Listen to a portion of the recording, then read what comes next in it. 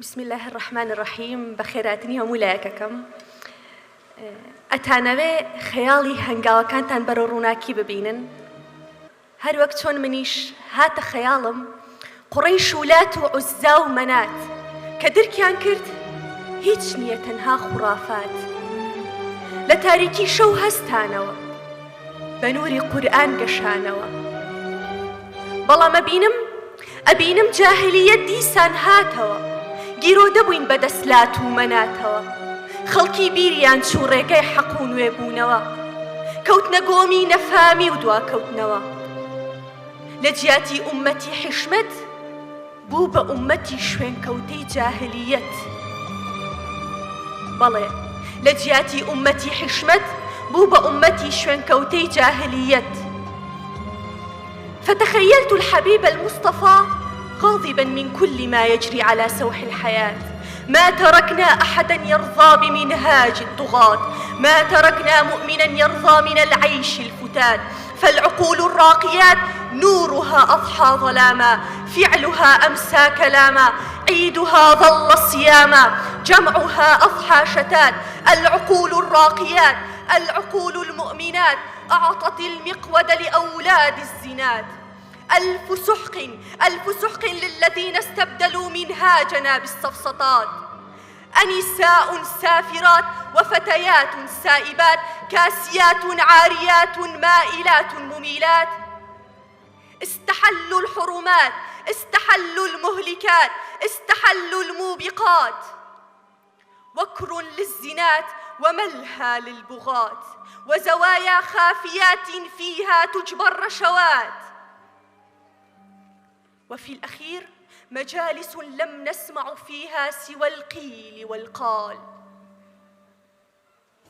خلق قد أضاء الصلوات. أهؤلاء أمتي؟ أمة قد تردت في ظلام الجاهلية. إن قوما عندهم هذه الصفات يوشك الله بأن يأخذهم أخذ عاد وثمود والطغاة، وإن ربك لبالمرصاد.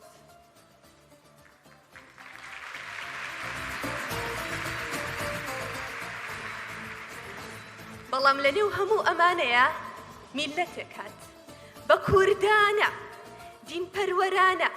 إنما بعثت لأتمم مكارم الأخلاق وێنا کردەوە. میلەتێک کە هێشتا بە ڕەوشت بەرزی گەشاوەیە و اتقوا الله بیر نەچووە. میلەتێک لە لوتکەی چاکی و پاکی و گەرمی و وەفا و قوربانیدانەوە، لە مەکۆی سەید و شێخ و مەلا و مەولانا و مدەریس و پیرانەوە. حوجرەی عایشا ساکانی گەڕانەوە، شکۆی مەقامی ئافرەتی بە پارێزراوی هێڵایەوە. بهمتي إنهم فتية آمنوا بربهم هات ميدان. لروشقاري بانقشي فيمينيزم وجندرا بإن أريد إلا الإصلاح. بروي دنيا وستايو كرنفالي تقواي ساسكر، آهنگي سرخستني ديني ساسكر، خزمتي بتاجي زيريني برشكوي خانمان كرد، كاري بو پاراستني بها برزي آفرتان كرد. جا خوشکی ئازیز چەندە گەورەی لە ڕۆژگاری فیتنە و زینە، بە مەردانە سەربەرزانە تاجی زێڕینت لەسەرنا. سەلمان دشکە و بەها جوانی حیجابت کردەوێنە، فەرموود ئازادی ئافرەت باڵاپۆشیە، سەربڵندی ئافرەت ڕەوشت بەرزیە. ئیتر لێیان گەڕێ چی هێزی شەڕی دنیایە، با هەموویان هەستنە سەر پێ، بە مانۆڕ و موئامەڕە بکەونە ڕێ، با ئەمانیش جاهیلتر لە بووجەهل، دووکەڵاوی و دەغەزارتر لە بوولەهەب، درۆزنتر لە موسەیلەمە و دووڕووتر لە کوڕی ئوبەی خۆیان دەرخەن. هەتا لەوێ گوڵی پاکێتی تۆ عەیانتر بێ، تاکۆی زەوی باشتر بەرزی تۆ ببینێ. لێیان گەڕێ باز و خاو لێڵاو و ڕەشاوی قوڵاویەکانیان دەرکەوێ، تا کەون و کائینات ئاشوفتە و سرسامی ڕووباری گەوهەرێتی تۆ بێ. لێیان گەڕێ.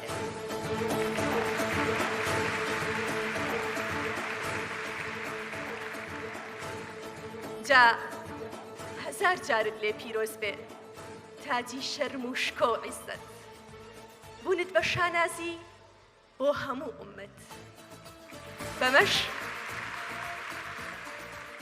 هەڵبەت بەمەش مسۆگەرکردنی ماڵێک لە بەهەشت لە تەنیشت حوجرەی دایکی ئومەت وتنی سەڵاواتێک لە حزوری خاتەمی نبووەت و سوزدەیەک لە بەردەم نووری ڕووی خالقی حشمەت دیسانەوە هەزار و هەزارە هاجار تاجی سەربەرزی تاجی عیزەت تاجی زێڕینت پیرۆز بێ وەسەلام